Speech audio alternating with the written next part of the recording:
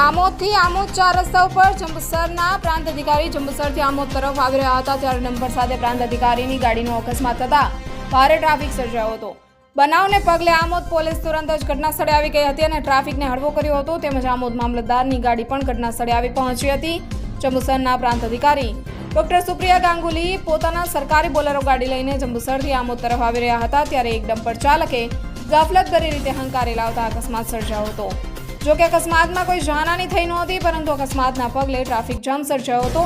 આમોદના મુખ્ય 4 રસ્તાઓ ઉપર પ્રાંત અધિકારીની ગાડીને અકસ્માત થતા લોકો જોવા માટે ઉમટી પડ્યા હતા। અત્રે ઉલ્લેખનીય છે કે આમોદ નેશનલ હાઈવે નંબર 64 પર ભારદારી વાહનોની અવરજવરથી 24 કલાક ટ્રાફિકથી ધમધમતો રહે છે અને વારંવાર ટ્રાફિક જામના દ્રશ્યો પણ સર્જાયા છે। આ ઉપરાંત આમોદ 4 રસ્તા ઉપર આમોદથી ભરૂચ પેસેન્જરમાં ફરતી ગાડીઓ અને આમોદથી જંબુસર પેસેન્જર ગાડીઓ રોડ ઉપરથી પેસેન્જર લેતા રહે છે તેમજ કેટલીક ખાનગી ગાડીઓ અને બાઇકો પણ આડેધડ રોડ ઉપર પાર્કિંગ કરે છે। આમદ ચોકડી તરફ સતત ટ્રાફિક રહેતો હોવા છતાં પોલીસ પોઈન્ટ કે કોઈ સ્થાયી ટ્રાફિક જમાદાર મૂકવામાં આવ્યો નથી। પોલીસ તંત્ર વામનું પુરવાર થયું છે।